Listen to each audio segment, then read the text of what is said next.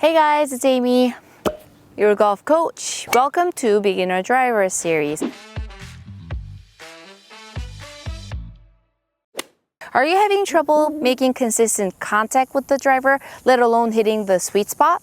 Well, today's tip is going to change your ball striking. Right now, I have a 7-iron and a driver in my hands. Most golfers tend to use the 7-iron to master your full swing and are most comfortable with swinging this club. We're gonna go ahead and compare the two swings first. All right, let's look at the 7-iron. Let's try and watch the size of the circle the club head makes and how my body moves.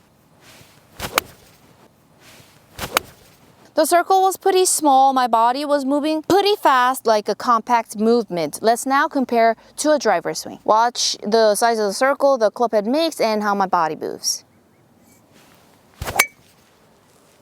Body moves a lot bigger and a slower kind of a manner compared to the 7-iron. So today's main point is the tempo. You have to put on the right tempo in order for this club to return to the golf ball consistently so you can hit that sweet spot with a lot of power. There are two most common mistakes a lot of golfers make with the driver tempo. Mistake number one, the driver is supposed to go the longest out of all the clubs. What a lot of amateur golfers do is to help that and go really strong from the get-go, like this. So the backswing becomes really tense and really fast. If you are spending all your energy in the backswing, you tend to lose a lot of power, energy, and speed in the downswing, which is affecting your hits, and also the distance goes short as well. So if you go fast, and the downswing gets slower. So we don't want to use all your energy and speed in the backswing. The backswing is part of your setup almost, part of getting ready to really get powerful in the downswing. So the backswing isn't really the part where you hit the ball. So we cannot rush or get tense or try and hit hard in the backswing. All the power should happen in the downswing. Mistake number two is that a lot of golfers are so used to swinging the 7-iron, so the 7-iron tempo is like ingrained in your body. So without you knowing, you set up with the driver, but you're putting on a 7-iron tempo, which would look like this. The long club will get wrapped up around your body on the way down, forcing you to tense up your hands and yank that club through to make some kind of contact. So you cannot be making that quick of a swing with this long club. Because of the length of the club and the weight of the club, the tempo will be a little bit slower. We have a 2-step drill. Step number one, you're gonna go ahead and hit golf balls, but you're gonna give me a big pause at the top and count to 3, like this. 1, 2, 3.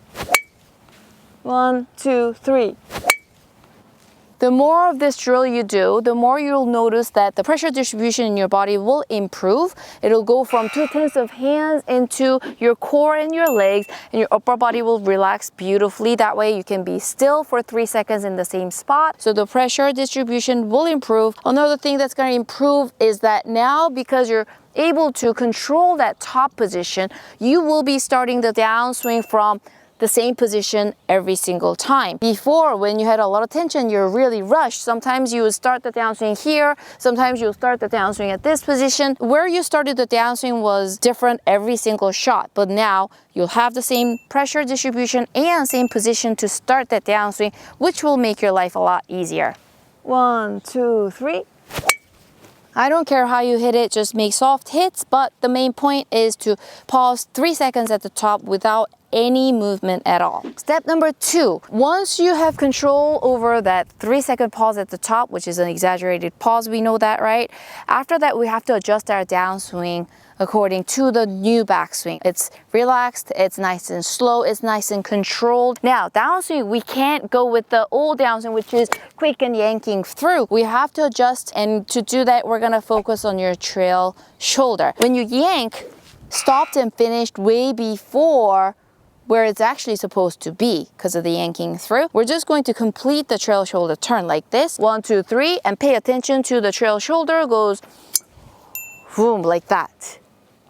1, 2, 3, trail shoulder, boom, like that. When I start talking about the right shoulder finishing up, a lot of golfers are a lot more comfortable with the shoulder kind of coming over the top. So when you do this, a lot of people tend to want to like hit the side of the chin with your trail shoulder, you don't want to do that because if you watch from down the line, you're supposed to keep your spine angle in this position very still and turn your shoulders perpendicular to it. So in the backswing, your lead shoulder goes low like this. So the trail shoulder should also do the same thing and turn low right under your chin as opposed to hitting your chin from the side. From the top, 1, 2, 3. Trail shoulder goes right under your chin and it's finishing past the ball. Depending on your flexibility, where you finish will be different, but that's the guideline. Trail shoulder starts behind your head and finishes past the ball. When you're doing the step 2, just remember we're not trying to go hard with the shoulder turn or hit really fast with the shoulder turn.